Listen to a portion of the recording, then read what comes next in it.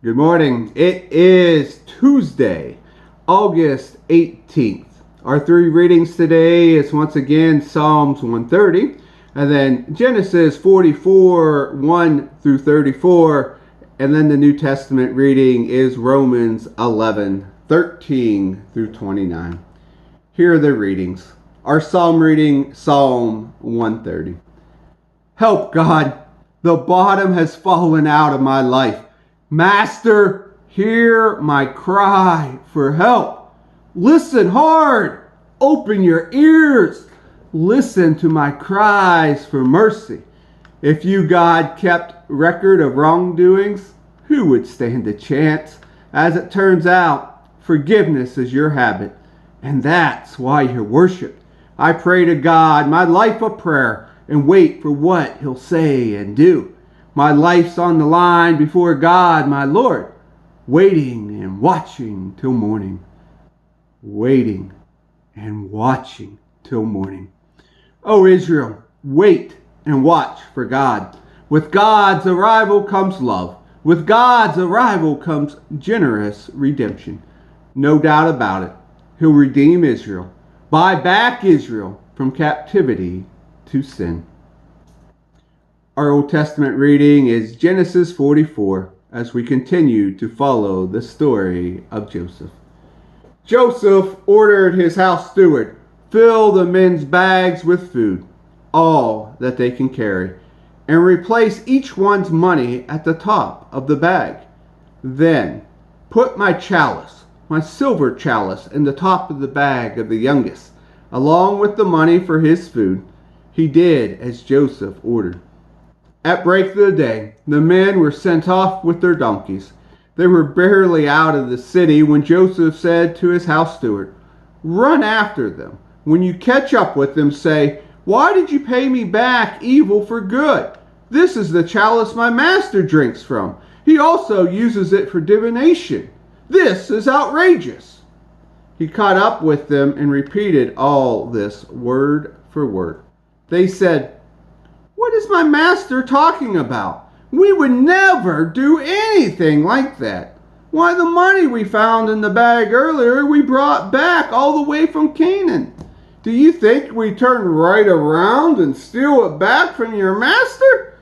If that chalice is found on any of us, he'll die, and the rest of us will be your master's slave." The steward said, "Very well then, but we won't go that far. Whoever is found with the chalice will be my slave. The rest of you can go free." They outdid each other in putting their bags on the ground and opening them up for inspection. The steward searched in the bags, going from the oldest to the youngest. The chalice showed up in Benjamin's bag. They ripped their clothes in despair, loaded up their donkeys, and went back to the city. Joseph was still at home when Judah and his brothers got back. They threw themselves down on the ground in front of him. Joseph accused them. "How could have you done this? You have to know that a man in my position would have discovered this." Judah, as spokesperson for the brothers, said, "What can we say, Master? What is there to say? How can we prove our innocence? God is behind this, exposing how bad we are. We stand guilty before you and ready to be your slaves. We're all in this together. The rest of us are as guilty as the one with the chalice." "I'd never do that to you," said Joseph. "Only the one involved with the chalice will be my slave. The rest of you are free to go back to your father." Judah came forward. He said, "Please, Master, can I just say one thing to you? Don't get angry. Don't think I'm presumptuous. You're the same as Pharaoh as far as I'm concerned. You, Master, asked us, 'Do you have a father and a brother?' And we honestly answered, 'We have a father who is old, and a younger brother who was born to him at his old age. His brother is dead, and he is the only son left from that mother. And his father loves them more than anything. Then you told us, bring him down here so I can see him. We told you, Master, that it was impossible. The boy can't leave his father. If he leaves, his father will die. And then you said, if your younger brother doesn't come with you, you won't be allowed to see me. When we returned to our father, we told him everything that you said. So when our father said, go back and buy some more food, we told him flatly, we can't. The only way that we can go back is if our younger brother is with us. We aren't allowed to even see the man if our younger brother doesn't come back with us. Your servant, my father, told us, you know very well that my wife gave me 2 sons. One turned up missing. I concluded that he's been ripped to pieces. I've never seen him since. If you now go and take this one and something bad happens to him, you'll put my old gray, grieving head to the grave for sure. And now, can't you see that if I show up before your servant, my father, without the boy, the son from whom his life is so bound up, the moment he realizes that his boy is gone, he'll die on the spot. He'll die of grief, and we, your servant, who are standing here before you, will have killed him. And that's not all. I got my father to release the boy to show him to you by promising, if I don't bring him back, I'll stand condemned before you, Father, all of my life. So let me stay here as your slave, not this boy. Let the boy go back with his brothers. How can I go back to my father if the boy is not with me? Oh, don't make me go back and watch my father die in grief. The New Testament reading is Romans chapter 11, verses 13 through 29. But I don't want to go on about them. It's you, the outsiders, that I'm concerned with now, because my personal assignment is focused on these so-called outsiders. I make this as much as I can when I'm about my Israel kin, the so-called insiders, hoping that they'll realize what they're missing and want to get in on what God is doing. If they're falling out initiated in this worldwide coming together, their recovery is going to set something up even better.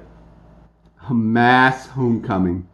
If the first thing the Jews did, even though it was wrong for them, turned out to be for your good, you think what's going to happen when they get it right? Behind and underneath all this is a holy, God-planted, God-tended root. If the primary root of the tree is holy, there's bound to be some holy fruit. Some of the tree's branches were pruned, and your wild olive shoots were grafted in. Yet, the fact that you are now fed by that rich and holy root gives you no cause to crow over the pruned branches. Remember, you aren't feeding the root is feeding you. It's certainly possible to say other branches were pruned so that I could be grafted in. Well and good. But they were pruned because they were dead wood, no longer connected by belief and commitment to the root. The only reason you're on the tree is because your graft took when you believed. And because you're connected to that belief-nurturing root. So don't get cocky and stretch your branch. Be humble, mindful of the root that keeps you lithe and green. If God didn't think twice about pruning shears to the natural branches, why would he hesitate over you? He wouldn't give it a second thought. Make sure you stay alert with the qualities of gentle kindness and ruthless severity that exist side by side in God. Ruthless with the deadwood, gentle with the grafted shoot. But don't presume on this gentleness.